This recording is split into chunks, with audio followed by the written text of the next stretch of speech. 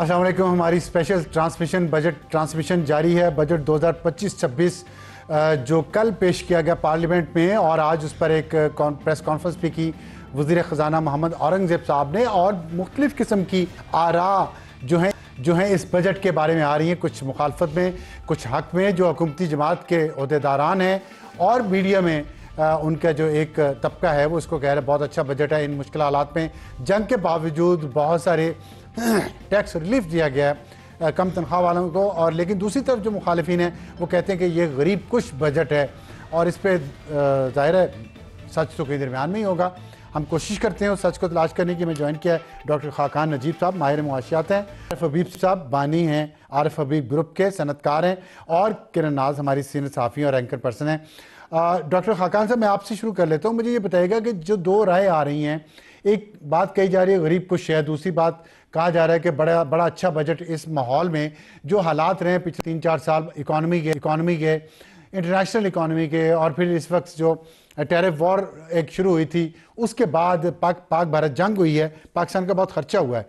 तो आपसे मैं एक सवाल डायरेक्ट करना चाहता हूँ कि हम देखते हैं कि बेनज़ीर इनकम सपोर्ट प्रोग्राम में हर साल उसमें ज़्यादा से ज़्यादा पैसा दिया जा रहा है, और एक तासुर है या एक राय है कि हम भिखारी जो है वो पैदा कर रहे हैं इस मुल्क में, बजाय इसके कि कोई कॉटेज इंडस्ट्री की तरफ तवज्जो दे के हाफ स्किल्ड लेबर उनको बना के, जिनको हम ये इमदाद दे रहे हैं हर महीने, उन ख़वातीन को अगर हम कोई काम सिखाएं और वो छोटी सनतों में लगा दें और उसका कोई निज़ाम बना दें तो इस पैसे से, तो ये ज़्यादा बेहतर है।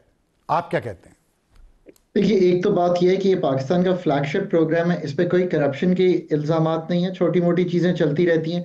जो NSER national socio economic registry है, उसका वैसे ही सॉरी मैं इंटरप्ट कर रहा हूँ आपको, मैं इंटरप्ट कर रहा हूँ। करप्शन के तो बहुत ज़्यादा इल्ज़ामात हैं, मैं उस तफसील में नहीं जाना चाहता, बहुत शदीद इल्ज़ामात हैं।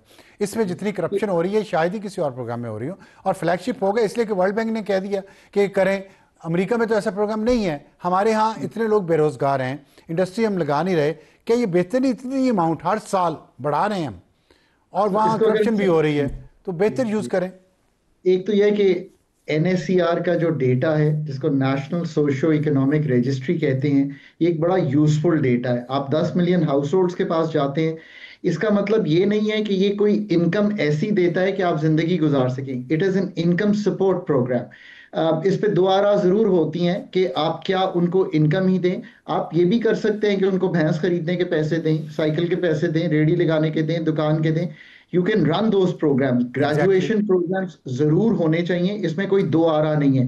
पर जिस मुल्क में 45% लोग एब्जेक्ट पावर्टी, एक्सट्रीम पावर्टी में रहते हो, एक्चुअली शहरों में रहने वाले वो सोच नहीं सकते कि वो जो 2.5, 3, 4, 5 हजार उस खातून को मिलते हैं, वो उससे अपनी मैल न्यूट्रिशन, अगर स्टंटेड बच्चे इतने ज्यादा हैं, 40% है, और वो बच्चे जो मतलब 10 में से क्या कुछ थोड़े ही बच्चे हैं जो तालीम उस अपने लेवल की कर सकते हैं। सो समझिए कि ये उसको सपोर्ट करता है, कैलोरी इनटेक बेहतर हो जाए, स्कूल भेज दें। सो इसको इसी सतह पर, इसका कतई तौर पे ये मतलब नहीं है कि जॉब्स क्रिएट करना ही वाहिद हल है। अगर पावर्टी रिडक्शन होनी है जो आप फरमा रहे हैं, तो चाइना ने पावर्टी रिडक्शन ऐसे ही की है कि उन्होंने 7% पे ग्रोथ किया है। आपको इस बजट को इस पैराहे में देखना चाहिए कि ये बड़ी टेल विंड्स के दौरान का बजट है। मैक्रो स्टेबिलिटी है, इंटरनेशनल और मल्टीलैटरल गुडविल है, बेनाइन ऑयल प्राइसेस हैं दुनिया की, लो इंटरेस्ट रेट है पाकिस्तान के, और पॉलिटिकल स्पेस जितनी अच्छी है। 78 साल में इतनी टेल विंड्स नहीं थी। 716 अरब का ये तो एक है। ओवरऑल अगर आप बजट देखें तो ये ऑब्वियसली IMF में रहते हुए एक बजट है, जिसका क्या मतलब है, मालियाती खसारे को बहुत कम कर दिया गया है, यानी कि जो हुकूमत कमाती है और खर्च करती है उसको बहुत कम कर दिया गया है। अब आखिरी बात इसमें ये करूं कि चले मैं आपसे एक सवाल जी जी जी जी इसको करने के बहुत से तरीके थे। हुकूमत ने ये तरीका अपनाया कि मिनिमम टैक्सेशन नहीं लगाकर इसको कर दिया जाए, पर रिलीफ भी जो है वो उतनी ना हो जितनी कि आप इनकम वाले, नॉन इनकम वाले या कॉर्पोरेट सेक्टर को दी जा सकती थी। ये है ओवरऑल बजट जो आपके सामने आया है। ठीक है, मैं ओवरऑल बजट पे बात मजीद आपसे करूंगा, लेकिन एक पॉइंट जो आपने रेज किया उसका अगर आप ही जवाब दे दें तो मुझे शायद तबीयत मेरी बेहतर हो जाए। आपने फरमाया कि 45% है पॉवर्टी रेट पाकिस्तान में इस वक्त, ह्यूज, अनबिलीवेबल। 2008 में बेनजीर इनकम सपोर्ट प्रोग्राम शुरू किया गया 2008 में, और आज 2025 है। 2008 में पॉवर्टी रेट पाकिस्तान में था 17.2। मुझे बताएं कितने खरब हम खर्च कर चुके हैं 2008 से लेकर 2025 तक, तो पॉवर्टी रेट कम होने के बजाय ये ट्रिपल कैसे हो गया? ये पॉलिसी फेलियर नहीं है कि वर्ल्ड बैंक ने आपको एक दवाई बना के दे दिया कि ये लगा दो, इसके पीछे तो लग गए हम उसको इंप्रूव करने का सोचते क्यों नहीं है? एक तो ये कि ये जो आपने पावर्टी रेट बताया वो आप एक और डॉलर रेट पे पावर्टी रेट बता रहे हैं, वो आई थिंक इस वक्त शायद 29% के करीब है। एक तो ये कंपेरेबल नहीं है। पावर्टी, क्योंकि ये बिल्कुल एब्जेक्ट पावर्टी रेट है, फिर मिडिल इनकम पावर्टी है जो आप फरमा रहे हैं, ठीक है ये बात। पावर्टी पाकिस्तान में जो 29% कर लें, 29% कर लें, तभी डबल तो हो गया ना। फायदा क्या हुआ? कम तो ना हुई पॉवर्टी, इतना पैसा खर्च करने के बावजूद बढ़ गई, डबल हो गई। दुरुस्त। पावर्टी, जैसे मैंने आपसे गुजारिश की, पैसे देने से नहीं जाएगी, ये एक सपोर्ट है टू कीप पीपल। यही मैं कह रहा हूं, जो पावर्टी ने जाना है, जो आप पिछले 25 साल से इस मुल्क में नहीं कर पाए। पावर्टी क्यों है, जरा ये भी समझ लीजिए। तो आपने अच्छा सवाल किया है, क्योंकि बहुत कम लोग करते हैं। पावर्टी इसलिए है कि पाकिस्तान का जो ग्रोथ रेट आज से 4 दिहाइयों पहले 6% पे एवरेज कर रहा था, पिछले 10 साल में वो 3.4% पे एवरेज कर रहा है। पिछले 3 साल में पाकिस्तान का एवरेज ग्रोथ रेट 1.6% है। पाकिस्तान का पॉपुलेशन 2.5% से ग्रो कर रहा है। औसतन हर पाकिस्तानी अपनी जो इनकम है, ओवरऑल जो इनकम है, उसमें कमी हुई है। There is only one miracle to take people out, और वो है और ग्रोथ स्ट्रेटजी पाकिस्तान बनाने में। मैं ये कह रहा हूं ना कि इतना पैसा जो है, अगर इनको लोगों को इनको स्किल किया जाए और ये इंडस्ट्री छोटी छोटी लगा दी जाए, तो जीडीपी में कंट्रीब्यूट करेंगे ना, और टैक्सेशन में भी, रेवेन्यू में भी कंट्रीब्यूट करेंगे, हमारा जीडीपी ऊपर जाएगा।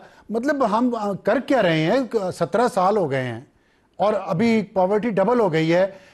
तो पैसा आपको भी पता है, मुझे भी पता है कितना गबन हो रहा है इसमें, और सियासी फायदे के लिए ये सब किया जा रहा है। इसमें अवाम का, कौम का कोई फायदा नहीं है लॉन्ग टर्म। मेरा देखिए, ये मैंने भी थोड़ा बहुत इकोनॉमिक रिपोर्टिंग की हुई है। एक हमें आउट ऑफ द बॉक्स का भी सोचना चाहिए। वर्ल्ड बैंक का हर सोल्यूशन हर मुल्क के लिए एक ही वो कॉपी कर देते हैं, वो जरूरी नहीं ठीक हो। मेरा ये एक राय है, गलत हो सकती है, मैं हो सकता है कम इल्म हूं, लेकिन मैं आगे चलना चाहता हूं इससे। आरिफ हबीब साहब हमारे साथ हैं? अच्छा, अभी नहीं है। किरण नाज, ये बताइएगा आपसे, एक तो आपको मुबारक हो, आप पे 1% टैक्स उन्होंने कम कर दिया, ब्रेन ड्रेन ना हो जाए कहीं आपका। उन्होंने कहा आप और आप जैसे जो मिडिल क्लास के लोग हैं वो बाहर चले जा रहे हैं, तो उन्होंने 1% टैक्स कम कर दी। टैक्स के ऊपर अगर आप टैक्स देते हैं, उसके ऊपर 10% जुर्माना मजीद था, उस 10% जुर्माने में से 1% कम कर दिया। खुश हैं आप? सर मुझे बताइए कि इस एहसान पे मोहर कहाँ जाके लगवानी है, वो जगह बता दें ताकि हम 1% की खुशी में जाके मोहर लगवा कर आए। अगले इलेक्शन में बैलेट पेपर पे मोहर लगाइएगा जाके। बैलेट पेपर, ठीक है, अच्छा बिल्कुल ठीक है। अच्छा, बहुत शुक्रिया आपका सार साहब। सबसे पहले तो सर मेरे सामने ना 2 खबरें खुली हुई हैं, क्योंकि ये गोरख धंधा है नंबर्स का, और मुझे ये इतनी एज सच खास समझ नहीं आती हैं। जब खाकान साहब भी साथ मौजूद होते हैं ना, तो मैं उनसे कहती हूँ कि आसान लफ्जों में मुझे बताएं कि आवाम के लिए क्या है। तो बजट से पहले जब आखिरी प्रोग्राम मैंने खाकान साहब के साथ किया था, तो उस वक्त भी मैं उनसे बार बार पूछ रही थी कि आसान लफ्जों में मुझे बताएं कि सर आवाम के लिए क्या होने जा रहा है इसमें। तो उन्होंने एक बात कही थी कि छोटी गाड़ियों जो है ना वो सस्ती हो सकती हैं। तो वो इस बजट में मैंने देखा तो वो इतनी छोटी गाड़ियां जो सस्ती होनी थी, जो आवाम की गाड़ी, जो गरीब की गाड़ी कहलाती है, उसके ऊपर भी माशाल्लाह से टैक्सेस बढ़ा दिए गए हैं। अब वो भी गरीब की और आवाम की पहुंच से दूर हो गए। फिर सर एक बड़ी बड़ी बड़ी इंटरेस्टिंग सिचुएशन है, जरा गौर से सुनिएगा। इलेक्शंस होने के ठीक 8 दिन के बाद की ये खबर है जो मेरे सामने मौजूद है। 14 तारीख, 3रा महीना और 2024, माफ कीजिएगा, कोई 1 महीने बाद की खबर है ये, जिसके अंदर लिखा हुआ है कि वजीर आजम शहबाज शरीफ ने हुकूमती अखराजात कम करने का ऐलान कर दिया। और उसके बाद ये एक बहुत बड़ी खबर है कि कहाँ कहाँ पर किस किस तरह से अखराजात को कम किया जाएगा। फिर जब हमारे सामने बजट आता है अफसार साहब, तो बजट में मुझे पता चलता है कि वजीर आजम शहबाज शरीफ की सरकारी रिहाइश के अखराजात 72 करोड़ से बढ़ाकर तकरीबन 86 करोड़ रुपए माशाल्लाह कर दिए गए हैं। इसके बाद मुझे पता चलता है कि वजीर आजम हाउस की गाड़ियों के लिए माशाल्लाह 9 करोड़ रुपए मुख्तस किए गए। फिर मुझे पता चलता है कि वजीर आजम हाउस की डिस्पेंसरी के लिए 1 करोड़ 44 लाख रुपए रखे गए। फिर मुझे मालूम होता है कि वही वजीर आजम है कि जिन्होंने इलेक्शन के बाद फौरन 1 महीने बाद इन्होंने कहा था कि हम किफ़ायत शियारी मुहिम की तरफ जाएंगे क्योंकि अवाम का पैसा अवाम पर लगना चाहिए। ये वर्ड्स से वजीर आजम के।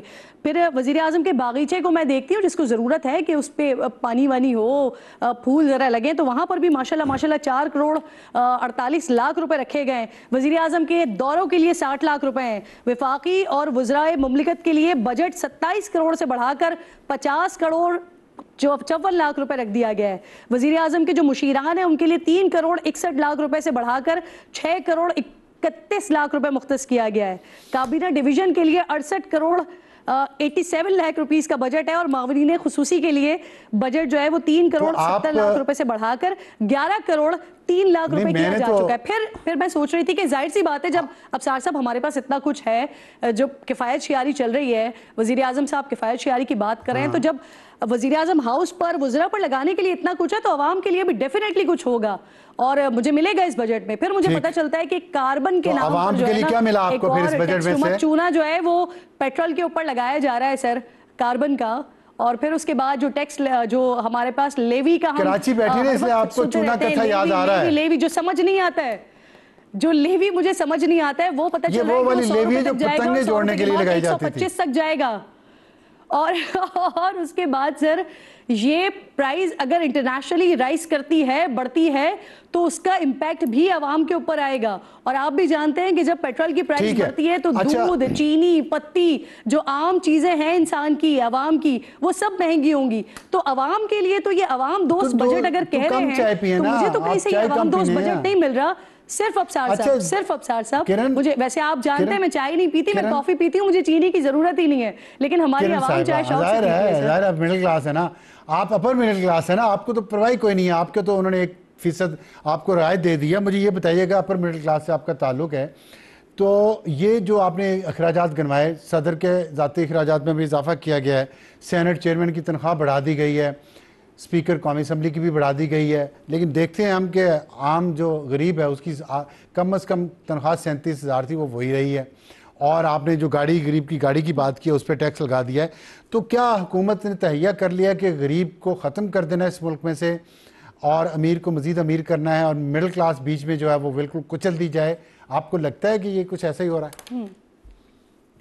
सर स्टेबिलिटी की बात हो रही थी ना जब ये हुकूमत आई थी, और इससे पहले शहबाज शरीफ साहब का जो दौर था, स्टेबिलिटी की अगर सिर्फ हम बात करते हैं तो वो तो देखें हमें नज़र आ रही है, स्टेबल तो इकॉनमी होती हुई नज़र आ रही है, लेकिन इसके साथ साथ जो आवाम को फ़ायदा होना चाहिए था, जो आवाम को रिलीफ मिलना चाहिए था, वो कहाँ मौजूद है। सिर्फ अगर हम पेट्रोल की बात करते हैं, जब इंटरनेशनली प्राइस कम होती है उसका भी इम्पैक्ट पाकिस्तान के ऊपर, पाकिस्तान की आवाम को डायरेक्ट फ़ायदा नहीं मिलता, उस पर भी हुकूमत जो है वो लेवी के नाम पर उसका टैक्स वसूल करना शुरू कर देती है। तो आवाम के लिए तो कुछ भी नजर नहीं आ रहा है इस वक्त भी। जितने भी कुछ ये गोरख धंधा किया गया है उसमें मैं ढूंढती रही हूं कि मुझे कहीं ना कहीं तो नजर आए, पर कैपिटल इनकम जो है वो सुनने में आ रहा है कि वो बेहतर हुआ है। वो खाकान नजीब साहब भी बेहतर बता सकते हैं कि अगर 37,000 रुपए ही एक शख्स की आमदनी है और अगर जो सरकारी मुलाजमीन है उनकी तनख्वाहों को बढ़ा दिया गया है तो अवाम को डायरेक्ट कौन सा फायदा मिल रहा है, शायद खाकान साहब ज्यादा बेहतर बता सकें, क्योंकि मुझे तो मैसेजेस मिल रहे हैं और मुझसे लोग पूछ रहे हैं, तो मुझे समझ नहीं आ रहा कि अगर कोई पूछ रहा है कि छोटी ऑल्टो या महरान खरीद लें तो ज्यादा पैसे बढ़ जाएंगे, अब क्या करेंगे? उनसे पूछते हैं। डॉक्टर साहब ये बताइएगा, कुछ आपने देखा है कि टैक्स इस्तिस्ना दिया गया है कुछ इदारों को, मुझे इसकी समझ नहीं आई। मुझे मतलब मेरी समझ का भी कसूर हो सकता है, मेरी अकल इतना काम नहीं करती। मसलन फ़ौजी फाउंडेशन है, चलें इसकी तो मुझे समझ आ सकती है, इसको टैक्स इस्तिस्ना क्यों दिया गया है? रिटायर्ड फ़ौजियों के लिए ये इदारा है और लो ग्रेड फ़ौजियों के लिए तो डिज़र्व करते हैं, जंग भी हुई है भारत से, हम जीते भी हैं। तो अल शिफा हॉस्पिटल, पता नहीं आपका वहाँ कभी चक्कर लगा नहीं लगा, वहाँ तो अंदर जाएँ तो बाहर वापस आएँ तो आप गरीब हो के आते हैं। बीकन हाउस यूनिवर्सिटी, आपने कभी चक्कर लगाया हो किसी बीकन हाउस यूनिवर्सिटी का तो देखें आप, उसमें जो पाकिस्तान की लीड के जो अरबोंपति करोड़ोंपति जो लोग हैं उनके बच्चे पढ़ते हैं, उसको टैक्स से इस्तिस्ना है। ज़ेब फाउंडेशन में जानता नहीं क्या है। FBR फाउंडेशन टैक्स कलेक्शन वालों की है, ये अपनी दावत इस्लामी ट्रस्ट, इसको मैं नहीं जानता। PEC I don't know. LUMS, doctor साहब लम्स मैं तीसरी दफ़ा कह रहा हूँ, यकीन नहीं आ रहा मुझे, उसको टैक्स से इस्तिस्ना है। अच्छा, गुलाम इसाक खान यूनिवर्सिटी GI के, Punjab police welfare foundation Lahore. अच्छा, और मजीद सुने, वापडा जो हमसे 16 किस्म के टैक्स लेता है, खुद टैक्स से इस्तिस्ना है, उसको हुकूमत ने इस बजट में दिया है। बार काउंसिल्स, इस्लामाबाद बार, लाहौर बार, सिंध बार, कराची बार, खैबर पख्तूनख्वा बार, बलूचिस्तान बार, कोयटा बार या पेशावर बार, जो भी हैं, तमाम सूबों में और इस्लामाबाद में इनको टैक्स इस्तिस्ना दे दिया गया। ये कौन सा कानून है और इसके पीछे कौन सी इकोनॉमिक लॉजिक है, आप समझाएंगे ज़रा? सर सब जो मुल्क का कानून है वो ये कहता है कि जो नॉट फॉर प्रॉफिट, ये जितनी ऑर्गेनाइजेशंस का आपने जिक्र किया, उस कानून के तहत FBR असेस करता है। पहले असेस करता है जब आप वो सर्टिफिकेट मांगने जाते हैं कि आप नॉट फॉर प्रॉफिट हैं, और उसका क्राइटेरिया होता है। अगर वो क्राइटेरिया मीट करते हैं, इस दफ़ा मैंने ये भी सुना है कि उन्होंने उस क्राइटेरिया में ये भी तब्दीली की है कि एक शेड्यूल में परमानेंटली कई जो थे अदारे, उनको नॉट फॉर प्रॉफिट और ये सर्टिफिकेट दिया गया था, वो शायद उन्होंने ये भी तब्दील कर दिया है, शायद आपके ही रिपोर्टिंग पे किया होगा, कि वो ताहयात नहीं रह सकते। अब उनको हर 2-3 साल बाद पीरियोडिकली जाकर ये प्रूव करना है कि they are still not for profit, और वो उनके जो बोर्ड है या जो चलाने वाले हैं वो उससे कोई फायदा नहीं उठा रहे। ये जो यूनिवर्सिटीज होती हैं, अच्छा, ये कई दुनिया में नॉट फॉर प्रॉफिट ही होती हैं। सुन लें, ये नॉट फॉर प्रॉफिट ही होती हैं इसलिए कि वो अपने पैसे कमाएं, वो अपने बहुत बड़े बड़े एंडाउमेंट्स बनाएं, उससे स्कॉलरशिप्स दें, पर कोई जो बोर्ड है उस पर ज्यादा लोग, जैसे हम बहुत सी यूनिवर्सिटीज को सपोर्ट करते हैं, तो जरूरी नहीं है कि हम वहां से मुनाफा ही ले रहे हो या हम कोई तनख्वाह ही ले रहे हो। वो जो ठीक है, मैं फेयर इनफ। मुझे सिर्फ ये बता दें, अल शिफा हॉस्पिटल जो है ये नॉट फॉर प्रॉफिट है, मान लेता हूँ। Beacon house university not for profit है, आप कहते हैं तो मैं मान लेता हूं। लम्स, मैं नहीं कह रहा, देखिए I am not telling you about a particular वापडा, यूनिवर्सिटी। एक मिनट, मैं आपसे सवाल पूछना चाह रहा हूं। वापडा, बार काउंसिल्स, सिर्फ बार काउंसिल्स, वापडा, लम्स, अल शिफा हॉस्पिटल और बीकन हाउस यूनिवर्सिटी क्यों? फिर कायदा यूनिवर्सिटी में आपको पता है 6-6 महीने से, साल से सैलरी नहीं मिली उन लोगों को। ये पाकिस्तान की, ये टॉप 500 यूनिवर्सिटीज में आती है दुनिया की, वाहिद यूनिवर्सिटी है पाकिस्तान की ये, और कोई यूनिवर्सिटी पाकिस्तान की इस ग्रेडिंग पे नहीं है। उस पर को तो तनख्वाहें ये लोग नहीं देती हुकूमत। और इन प्राइवेट यूनिवर्सिटीज को जिसकी इतनी फीस है कि वहां गरीब का बच्चा सामने से गुजर नहीं सकता, वहां पे ये टैक्स एग्जम्पशन दे रहे हैं। वापडा कैसे नॉट फॉर प्रॉफिट है? बार काउंसिल्स कहां से आ गई? आप वकीलों की फीसें देखें, उनकी बार काउंसिल्स, मुझे समझ नहीं आ रही, आप बता दें। It's not fair to comment on any particular without knowing the particulars. इसका तो बेस्ट तरीका ये है कि आप जिस पे ऑब्जेक्शन कर रहे हैं, फॉर एग्जांपल आप FBR को लिखें कि आपने इनको जो क्राइटेरिया है क्या ये मीट करते हैं, वो आपको बता देंगे कि ये क्राइटेरिया है, मीट करते हैं या नहीं करते। ये तो ऑब्वियसली जजमेंट जो है अदारों ने करनी है, ये तो अथॉरिटी ही बता सकती है कि किसी, मैं तो आपको जेनेरिकली बता सकता हूँ कि क्यों ये क्रिएट किया जाता है। और इसका एक और मकसद ये है कि जब आप इसको जाकर अदारे को पैसे दें, यानी कि आप एक चंदा देते हैं, चंदा तो इन सबको आता ही होगा, तो जो वो चंदा है उस पर मुझे एक रिसीट मिलती है, वो मैं FBR को भी दिखा सकता हूं कि मैंने अपनी इनकम में से इतनी इनकम जो है वो आज एक ऐसे अदारे को दी जिसको आप रिकग्नाइज करते हैं। सो इसकी बहुत सी वजूहात होती हैं कि ये एग्जेम्पशन जो है मांगी जाती है। अस्पताल स्पेशली चंदा इकट्ठा करने के लिए और हमें वो सर्टिफिकेट देने के लिए मांगते हैं। सो इन ऑल ये भी याद रखिए कि ये वही मुल्क है जिसमें फिलांथ्रोपी बहुत ज्यादा है, और कई दफा तो लोग ऑब्जेक्ट कर देते हैं इस चीज पे कि इतनी बड़ी फिलांथ्रोपी है और टैक्स क्यों नहीं देते लोग। सो पाकिस्तान उस फिलांथ्रोपी को चलाने के लिए, चाहे वो ईदी हो या बाकी हो, और एजुकेशन की फिलांथ्रोपी कोई बुरी चीज नहीं है। मतलब एजुकेशन अच्छी, अगर डॉक्टर साहब माजद खां हूं, आपको इंटरप्ट कर रहा हूं, लेकिन देखें ईदी को अल शिफा हॉस्पिटल से तो ना मिलाए ना, और ये कायद आज़म यूनिवर्सिटी को लम्ब से और बीकन हाउस यूनिवर्सिटी से कैसे मिलाया जा सकता है? कायद आज़म यूनिवर्सिटी की तनख्वाहें नहीं दे रहे ये लोग। मैं समझना चाह रहा हूँ आपसे, आपने बात ठीक की है, इनसे हम पूछेंगे भी हुकूमत से, लेकिन मैं समझना चाह रहा हूँ क्या क्राइटेरिया होता है कि बीकन हाउस यूनिवर्सिटी को दे दिया, कायद यूनिवर्सिटी को नहीं दिया, अल शिफा को दे दिया, मारूफ हॉस्पिटल को नहीं दिया, लम्स को दे दिया, किसी गवर्नमेंट कॉलेज फैसलाबाद यूनिवर्सिटी को नहीं दिया, क्यों? क्या क्राइटेरिया है? प्राइवेट यूनिवर्सिटीज हैं, प्राइवेट हॉस्पिटल्स हैं। जरूर एफपीआर से हम आप इंफॉर्मेशन ले सकते हैं और इनसे खुद पूछ सकते हैं कि किसी ने क्यों नहीं मांगा। वो जरूर अपने डायरेक्टर्स को प्रॉफिट देना मुझे चाहते तो होंगे, लगता है कि बस जिसके ताल्लुकात अच्छे हैं, सर जिन हो सकता है फैमिलीज के approach ही कनेक्शन ना हो अच्छे हैं, वहाँ तक, और जो फैमिलीज जिनको नहीं मिला है अप्रोच, हाँ नहीं, जो अप्रोच जिनको मिला है उनकी पहुंच अप्रोच ना हो जरूर ना है, वहाँ मुझे ये तक। लग रहा है। हाँ, मैं यही तो कह रही जिनको हूँ कि मिला है जिनको उनकी नहीं अप्रोच मिला कह जरूर रहे हैं है। ना, मांगा नहीं। ऐसा हो सकता है। ठीक है, वक्त तो एक ब्रेक के बाद तो हम इस पर बात जारी रखेंगे एक छोटे से ब्रेक के बाद।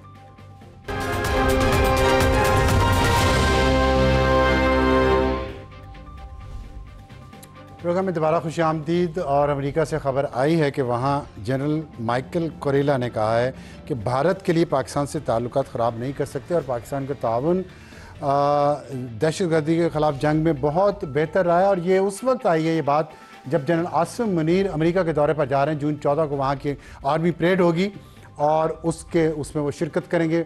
जो यूएस आर्मी की जो जब से वो बनी है उसकी एक एनिवर्सरी है, उस सिलसिले में वो वहाँ पे जा रहे हैं। और टैंक्स भी वाशिंगटन की सड़कों पर आ गए हैं उसी परेड के सिलसिले में।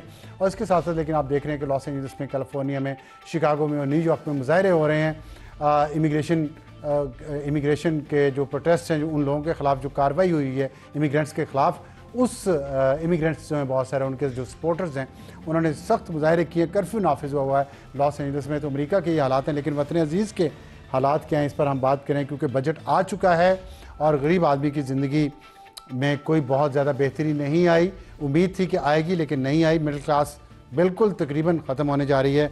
और ई कॉमर्स पे जो यंग जनरेशन है पाकिस्तान की 66% है ई कॉमर्स पे या ऑनलाइन जॉब्स पे उनका बहुत इन्हिसार है। उस पर टैक्स लगा दिया गया है जो कि डिस्करेजिंग होगा इन बच्चों के लिए जो अपनी जॉब्स को ढूंढते हैं। हुकूमत उनके लिए कुछ नहीं करती, उनके लिए जॉब्स नहीं ढूंढती, उनको प्रोवाइड नहीं करती अपॉर्चुनिटीज़। वो खुद अपने लिए दूसरी दुनिया में ऑनलाइन वो जॉब्स ढूंढते हैं, यहाँ पे बैठ के करते हैं, पैसा कमाते हैं। ज़र मुबादला पाकिस्तान का बहुत अहम ज़र मुबादला, जिसमें पाकिस्तान मुसलसल रिमिटेंसेस में ऊपर जा रहा है, उसमें बहुत सारा ज़र मुबादला उन बच्चियों को है जो पाकिस्तान में बैठ के दूसरे मुल्कों में जॉब्स करते हैं, दूसरे मुल्कों की जॉब्स करते हैं, जिन्होंने आउटसोर्स की हुई हैं। और उससे ज़र मुबादला आता है जिसकी वजह से पाकिस्तान की रिमिटेंसेस इतना ऊपर से ऊपर जा रही हैं, उस पर टैक्स लगा दिया गया। कोई जगह छोड़ी नहीं है, आप बैंक से पैसे निकलवाने जाएँ कार्ड से, वहाँ भी टैक्स है। और इसके अलावा भी बैंक को आप दें। तो ये जो टैक्सिस्तान बन गया है हमारा मुल्क, इस पर हम बात करें। हमें ज्वाइन किया है किरण नाज ने और कुछ ही देर में आरिफ हबीब साहब भी हमें ज्वाइन करेंगे।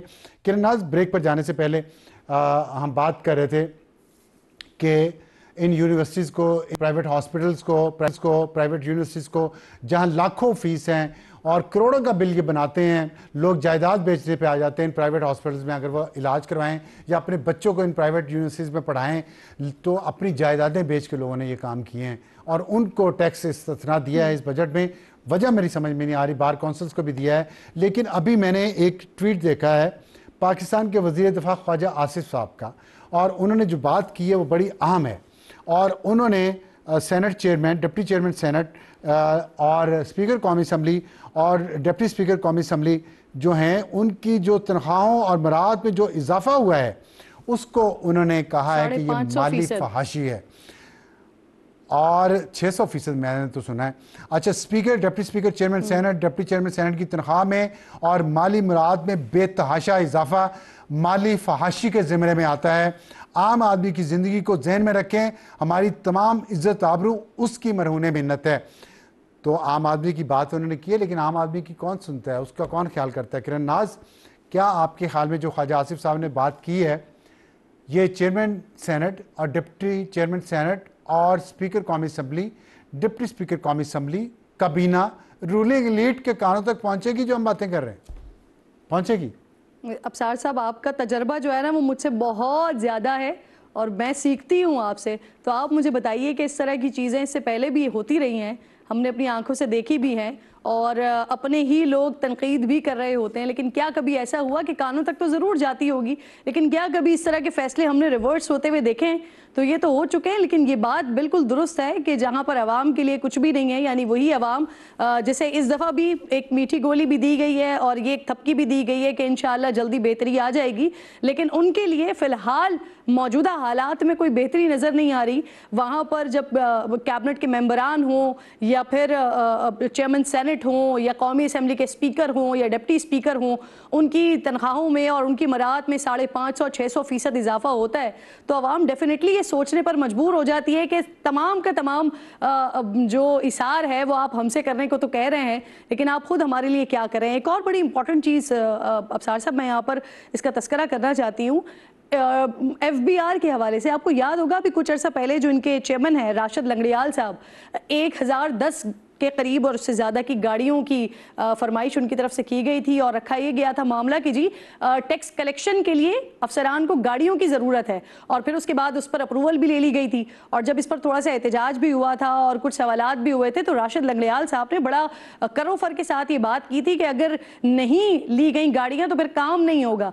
तो सवाल यह है कि गाड़ियों की अप्रूवल तो हो गई, वो फिर बाद में जो मामला हुआ फैसल वावडा साहब ने इस पर करप्शन की बात की, फिर वो मामला खरीदारी का मामला रुक गया, लेकिन बाकी तो सब कुछ अप्रूवल हो गई ना, पैसा तो मिल गया ना। तो अब सवाल यहाँ पर सर ये है कि जब आप जो जिन गाड़ियों की आप बात कर रहे थे, वो गाड़ियां आ जाने के बाद, उनके पैसे आ जाने के बाद भी अगर टैक्स कलेक्शन नहीं हुई, सर 1010 गाड़ियां उन्होंने खरीदनी थी, उससे ज्यादा की गाड़ियां खरीदनी थी, जिसकी अप्रूवल दे दी गई और उस पर राशिद लंगड़ियाल ने कहा था आई नहीं सर, वो करप्शन के मामले पे अप्रूवल हो गई थी, करप्शन का कुछ मामला हुआ था जिस पर फैसल वावडा साहब ने आवाज उठाई थी, तो उसको अभी होल्ड कर दिया गया है, लेकिन अप्रूवल ले ली उन्होंने। अब प्रॉब्लम ये है जी, एक बात बताएं, सुने ना, मेरी बात तो सुन लेना, आप तो ब्रेक पे पॉइंट नहीं रखती, तजर्बा हालांकि आपका कम है लेकिन गाड़ी आप सही चलाती हैं।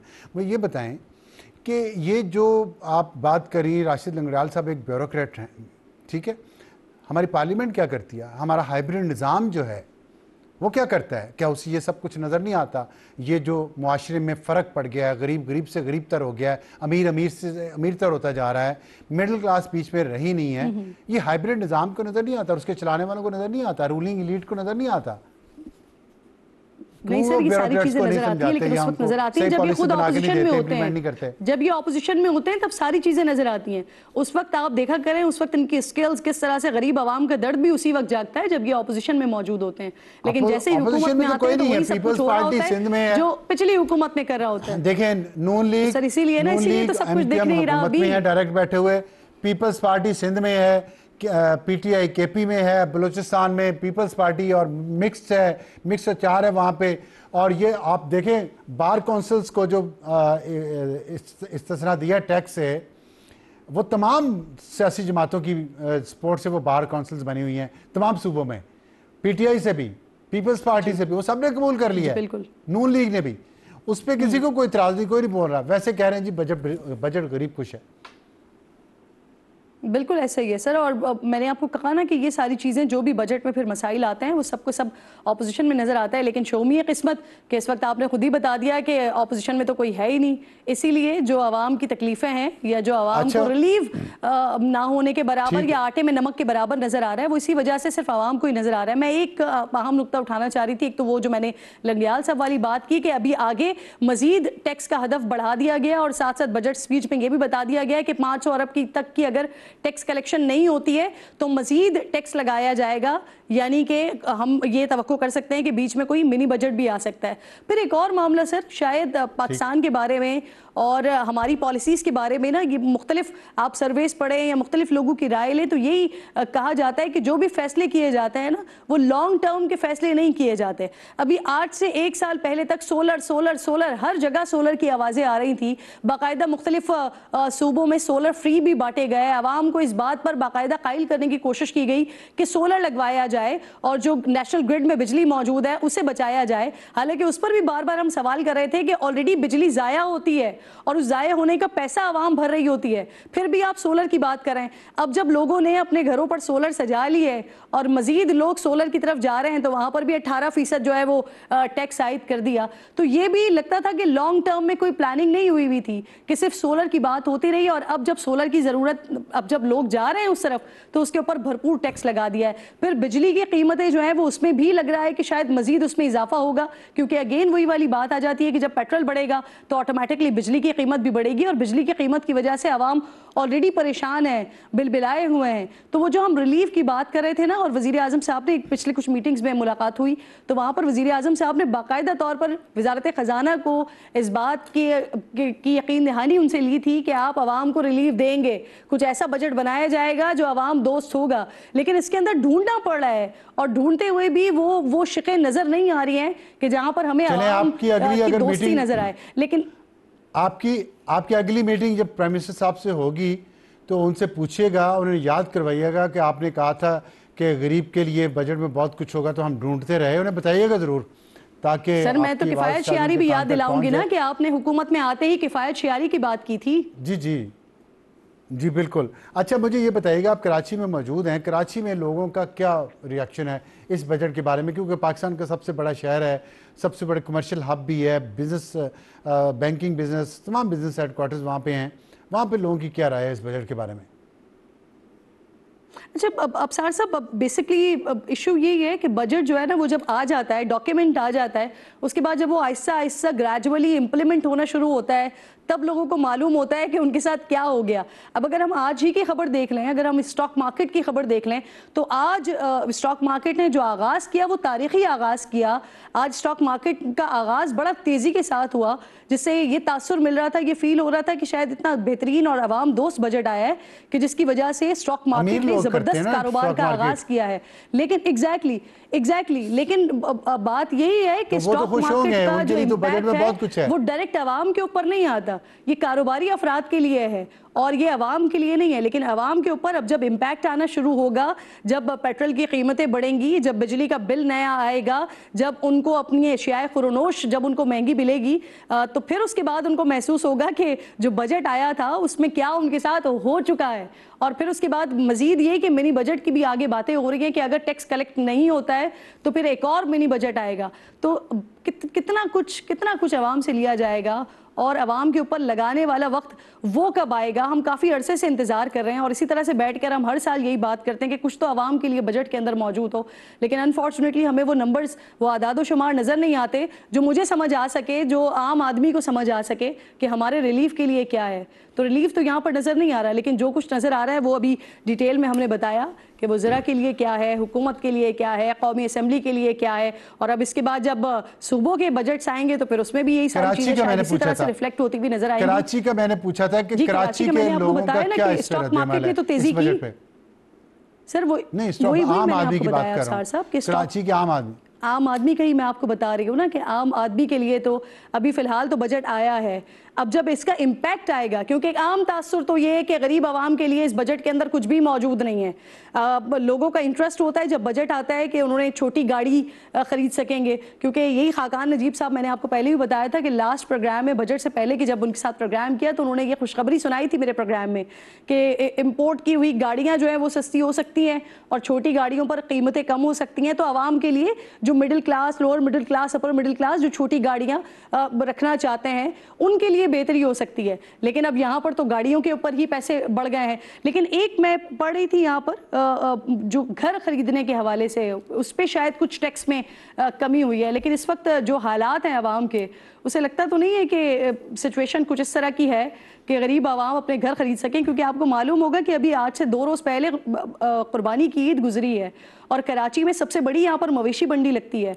लेकिन इस बार जो मवेशी लाने वाले होते हैं व्यापारी, वो अपना जानवर वापस लेकर गए हैं। यानी लोगों की जेब उनको इजाज़त ये नहीं दे रही थी कि वो सुन्नत इब्राहिमी को अदा कर सकें। तो हालात आप इसी से समझ लीजिए कि क़ुव्वत खरीद लोगों की कम हो गई है। अच्छा, ये आपने जो पॉइंट उठाया है, ये सिर्फ कराची में ये सूरत हाल नहीं है, पूरे पाकिस्तान में ये सूरत हाल रही है कि जानवरों की कीमतें कम भी थी, फिर भी लोगों की कुव्वत खरीद नहीं थी, नहीं बहुत कम बिका, लोग वापस लेके गए जो देहातों से लेके आए थे। नहीं साहब ये चीज मैं आपको जरूर करेक्शन करवाऊंगी। मेरा सवाल सुन लें, एक मिनट होल्ड करें जरा, होल्ड करें। Hold on please. अब मैं ये बात करूँ कि ज़राअत पे हम बिल्कुल नहीं बात करें, टीवी चैनल्स में भी बात नहीं हो रही, और ज़राअत ने इतना ज़्यादा नुकसान हुआ है कि जो इक़्तिसादी सर्वे के मुताबिक गंदम, कपास, चावल, गन्ना, मकई, ये मतलब कैश क्रॉप्स इनको कहा जाता है पाकिस्तान की, तो इनकी पैदावार में मौजूदा माली साल में 13.5% कमी रिकॉर्ड की गई है। और इल्ज़ाम डाला जा रहा है क्लाइमेट चेंज पे सिर्फ, लेकिन पॉलिसीज़ के पे कोई बात नहीं कर रहा। जो ज़राई ज़मीनें, हाउसिंग सोसाइटीज़ वहाँ पे बन रही हैं, शहरों के बिल्कुल करीब जो ज़राई ज़मीनें थी, बड़ी ज़रख़ेज़ ज़राई ज़मीनें थी, उन पे कोई बात नहीं कर रहा। तो सिर्फ क्लाइमेट चेंज पे डाला जा सकता है ये, जितना नुकसान ज़राअत को हुआ है, जितना काश्तकार को नुकसान हुआ है, और जितना वो इस वक्त दिल बर्दाश्ता है, हालांकि पाकिस्तान एक ज़राई मुल्क है। क्या कहेंगे आप? बिल्कुल ऐसे ही अफसार साहब, इंडस्ट्रीज़ हमारी ऑलरेडी पिछले कुछ सालों से तबाहली का शिकार थी। मैं एक चीज़ सिर्फ आपकी करेक्शन करवाना चाहती हूँ, फिर मैं आपके सवाल पे आती हूँ। आप कह रहे हैं ना कि इस बार कीमतें भी कम थी, उसके बावजूद भी लोगों की क़ुव्वत ख़रीद नहीं थी, तो ऐसा नहीं है सर। मैं मवेशी मंडी से भी जा के प्रोग्राम्स कर चुकी हूँ, और बहुत मैंने वहाँ पे प्रोग्राम्स किए हैं, और ख़ुद भी अपना जानवर ख़रीदने के लिए कभी कभी जाना पड़ता है। तो कराची में जो व्यापारी आते हैं ना, वो यहाँ पर दुबई समझ के आते हैं, और यहाँ पर प्राइसेस जो हैं वो बहुत ज़्यादा होती हैं। इस वजह से इस बार मंडी पिटी भी, और वो अपने जानवरों को वापस भी लेके गए। मुझे नहीं पता कि बाकी शहरों में क्या हालात थे, लेकिन कराची में बहुत ज़्यादा ओवर प्राइस था। जब मैं ईद से 2 दिन पहले यहाँ पर आई हूँ तो इसी तरह की सिचुएशन थी। मैं बाकी ज़राअत की बात करें तो सर इंडस्ट्री बता सकता हूँ, लाहौर की बता सकता हूँ, फैसलाबाद की, वहाँ पे प्राइसेस इतनी ज़्यादा नहीं थी। एबटाबाद में भी हमारे प्रोड्यूसर बता रहे थे, वहाँ प्राइसेस इतनी ज़्यादा नहीं थी, इस दफ़ा कम हो गई थी, नीचे आ गई थी, क्योंकि कोई गाहक नहीं था मार्केट में जानवरों का, लेकिन फिर भी नहीं बिके जानवर, वापस ले जाने पड़े लोगों को। बिल्कुल ठीक। अच्छा सर, आप जो ज़राअत की बात कर रहे हैं ना, तो इस पर तो हम पिछले कई अरसे से एहतजाज देख रहे हैं। जो हमारा किसान है वो मुसलसल एहतजाज कर रहा होता है, वो कभी अपने बीज के लिए, कभी अपने दाने के लिए, कभी अपनी ज़मीन के लिए हमें एहतजाज करता हुआ दिखाई देता है। और हम, जो आपने बात की बिल्कुल दुरुस्त बात है, हम एक ज़रई मुल्क हैं। इंडस्ट्रीज़ हमारी ऑलरेडी पिछले कई अरसे से, कुछ अरसे से तबाहली का शिकार हैं। कितनी इंडस्ट्रीज़ अगर हम आज से 2-2.5 साल पहले, 3 साल पहले देखें तो बंद हो गई। वो कोविड पर डाला गया, वो दीगर चीज़ों के ऊपर डाला गया, लेकिन हम भी जानते हैं कि क्या पॉलिसीज़ रही कि जिसकी वजह से हमारी इंडस्ट्रीज़ तबाहली का शिकार हुई। और फिर अगर हुकूमत ने ज़राअत के मामले में, ज़राअत के शोबे में, मैं ज़राअत की बात कर रही हूँ, अगर उस शोबे में उन्होंने बेहतरी लाने की कोशिश नहीं की और पॉलिसी बेहतर करने की कोशिश नहीं की, तो ये भी एक काबिल अफसोस अमल ही है कि एक ज़रई मुल्क जहाँ पर ज़रूरत थी कि हम देखते इस सेक्टर को और यहाँ पर आसानी पैदा करते, क्योंकि हम पिछले कई अरसे से देख रहे थे, मुसलसल किसान एहतजाज कर रहे थे, मुसलसल वो बताने की कोशिश कर रहे थे हुक्मरानों को कि उनको ज़रूरत है कि किसी किस्म का कोई रिलीफ उन्हें प्रोवाइड किया जाए। तो सिर्फ क्लाइमेट चेंजेस के ऊपर डाल देना कि मौसम की तब्दीली की वजह से ये सारा मामला हो रहा है, ये तो बड़ी ज़्यादती है। अगर हुकूमत इसके ऊपर पॉलिसी बनाती, और हमारे बहुत सारे जो कैबिनेट में बैठे हुए लोग हैं, वो चाहे सूबों में बैठे हुए हों, चाहे मरकज़ में बैठे हुए हैं, बहुत सारे जिन्हें मैं और आप भी बहुत अच्छे तरीके से जानते हैं, वो खुद उनका बैकग्राउंड जो है वो ज़राअत से मुंसलिक है, वो पीछे यही काम कर रहे होते हैं, तो उनको तो शायद इससे ज़्यादा बेहतर इस बारे में मालूम होना चाहिए था, और वो शायद अपनी ज़्यादा बेहतर तजावीज़ दे भी सकते थे, और शायद उन पर अमल भी हो सकता था। लेकिन मुझे लगता है कि प्रायोरिटीज़ में ये चीज़ें शामिल नहीं थी। प्रायोरिटीज़ में वही चीज़ें शामिल थी कि जिनके ऊपर आप भी हैरान हैं कि वो हॉस्पिटल्स, वो तालीमी इदारे, वो यूनिवर्सिटीज़ जो अच्छा खासा अर्न कर रही हैं, और ऐसा अर्न कर रही हैं कि बच्चों को पढ़ाने के लिए बहुत से वालिदैन को अपनी ज़मीनों को गिरवी रखना पड़ता है, और उन हॉस्पिटल्स से जब बाहर आता है कोई पेशेंट, वो किसी भी हालत में आए, वो जिंदा हालत में आए या मुर्दा हालत में आए, लेकिन जो उसके लवाहिकीन होते हैं वो जो है वो कर्ज़ों का शिकार हो जाते हैं, उनको रिलीफ दे दिया गया है। लेकिन जहाँ जहाँ रिलीफ देना चाहिए था, प्रोवाइड करना चाहिए था, वहाँ रिलीफ नहीं नज़र आ रहा है। अच्छा, ये बताइएगा कि किरण के जो अभी प्रॉपर्टी का भी हम देख रहे थे, जैसे हमने अभी ज़राअत की बात की है और लाइफ स्टॉक की बात की है कि बहुत मंदा रहा है, रियल एस्टेट का बिजनेस भी बहुत डाउन रहा है पिछले कुछ सालों से। अब इस दफ़ा उनको रिलीफ मिला। आपके ख्याल में रियल एस्टेट का बिजनेस जो है इस रिलीफ से पिक करेगा प्रॉपर्टी की प्राइसेस, या लोगों की पहुंच से बाहर हो जाएंगी? सर रिलीव अगर वहाँ पर प्रोवाइड किया गया है, लेकिन आवाम के लिए अगर कोई आसानी होती, मतलब अगर आपकी जेब में वो कीमत ही मौजूद नहीं है, अगर आपके अकाउंट में वो कीमत ही मौजूद नहीं है, वो पैसे ही मौजूद नहीं है, तो आप रियल एस्टेट पे इन्वेस्ट करेंगे कैसे? आप खरीदारी करेंगे कैसे? सवाल तो सबसे बड़ा ये है ना, तो जहाँ पर रिलीफ मिल गया है, शायद हम में से 10% लोग या 20% लोग इन्वेस्टमेंट करने के काबिल हो जाएं, लेकिन अगर आप सिर्फ और सिर्फ गरीब आवाम की बात करते हैं, जो हमारे पास 66% के करीब, ये जो आप बार बार middle class, lower middle class का तस्करा करते हैं, वो एक बहुत बड़ा नंबर है। तो जब उनके पास वो हैंड टू माउथ है रोजाना की बुनियाद पर, उनके पास सेविंग्स के लिए कुछ मौजूद नहीं है, अच्छा, तो वो आगे करेंगे क्या? किरण मेरे साथ ही रहिएगा, जरा हमें ज्वाइन किया तुफैल अहमद खान साहब ने, CEO है पाकिस्तान फ्री लांसर्स एसोसिएशन। उनसे बात करते हैं जो बिजनेस पे टैक्स लगा है। तुफैल साहब अस्सलाम वालेकुम। जी सर, वालेकुम सलाम। ये बताइएगा कि ये फ्रीलांसर्स जाहिर है ऑनलाइन है, सारे लोग जॉब्स करते हैं, एक तो मुख्तसरन ये बता दीजिएगा कि कितने नौजवान लड़के लड़कियां इस बिजनेस के साथ मुंसलिक हैं पाकिस्तान में, नंबर उनका, और दूसरा ये है कि वो कितना ज़र मुबादला पाकिस्तान में उनकी वजह से आता है। फिर मैं आपसे अगला सवाल पूछूंगा। जी सर। जी, आपको आवाज आ रही है मेरी? जी आ रही है। अच्छा, मैं सवाल मेरा ख्याल आप तक नहीं पहुंच सका, मैं दोबारा पूछता हूं। मुझे आपसे 3 सवाल करने हैं क्योंकि वक्त हमारे पास कम है। पहला तो ये है कि कितने बच्चे बच्चियां जो हैं पाकिस्तान में, जो ये फ्रीलांसर्स हैं, जो ऑनलाइन जॉब्स करते हैं, वो कितने नंबर उनका, और कितना ज़र मुबादला उनकी वजह से पाकिस्तान आता है। और तीसरा ये कि जो अभी टैक्स लगाया है हुकूमत ने, इससे इस कारोबार पे और इस प्रोफेशन पे कितना नेगेटिव असर पड़ेगा या पॉजिटिव पड़ेगा? जी सर, थैंक यू। इस वक्त पाकिस्तान में जो हमने रिसेंटली रिसर्च करवाई थी उसके मुताबिक 2.37 मिलियन फ्रीलांसर्स या इससे ज़्यादा हैं इस वक्त, एशियन डेवलपमेंट बैंक की रिपोर्ट के मुताबिक जो मैंने रिसर्च करवाई थी। दूसरा सवाल, 400 से 500 मिलियन डॉलर, 400 से 500 मिलियन डॉलर इन्होंने कमाया है, ठीक है। और तीसरा, मैं समझता हूँ सर, मैं कहता हूँ आप इससे ज्यादा भी टैक्स लगाएं, लेकिन जो बेनिफिट्स हैं फ्रीलांसर्स को वो आप ज्यादा से ज्यादा दें। मतलब अगर एक बंदा ऑनलाइन बैठ के कमा रहा है, मुल्क में डॉलर्स का इजाफा कर रहा है, उसका लैपटॉप छिन जाए बाहर जाके, उसको कोवर्किंग स्पेस में कोई बेनिफिट नहीं है। पेपैल जैसी कंपनी, स्ट्राइप और वाइज जैसी कंपनी अगर पाकिस्तान में नहीं होगी तो वो ऑब्वियसली सोचेगा पाकिस्तान में पैसे क्यों लेकर आऊंगा। तो हमें बेनिफिट ज्यादा देने पड़ेंगे। अगर एक यूट्यूबर ज्यादा कमा रहा है, मैं समझता हूँ उस पर बिल्कुल टैक्स लग सकता है। एक टिकटॉकर अगर कमा रहा है, लेकिन वो आपसे पूछेगा बेनिफिट्स क्या दे रहे हैं, बेनिफिट्स क्या क्या है, उसकी लिस्ट कहाँ पर मौजूद है, कि हम बेनिफिट्स बताएं कि आपको एक बात बताएं, एक मैं जरा आपसे, देखिए मैं यूट्यूबर्स और टिकटॉकर्स के बारे में ज़्यादा कंसर्न नहीं हूँ। ये तो इन्फ्लुएंसर्स है ना, और इनको तो इस एज में जितना भी पैसा मिल रहा है वो बहुत ज़्यादा है और उस पर टैक्स लगना भी चाहिए। लेकिन जो जेन्युइन ऑनलाइन काम करते हैं, 12-12 घंटे बैठ के पूरा ऑफिस चला रहे होते हैं पाकिस्तान से, वो गैर मुल्की कंपनीज का, फर्म्स का, वो इतना काम कर रहे हैं, उन पे पहले इनकम पे भी टैक्स है, फिर उनको और इतने टैक्सेस देने पड़ते हैं। इंटरनेट की या फ्राहमी का हाल देख लें, बिजली का हाल देख लें। आपने बताया पेपॉल नहीं है और बहुत सारी चीज़ें नहीं हैं, बेनिफिट्स है नहीं, टैक्स पहले लगा दिया। इससे डिस्करेज होगा ये फ्रीलांसर या इनकरेज होगा? मैं तो ये पूछना चाह रहा हूँ।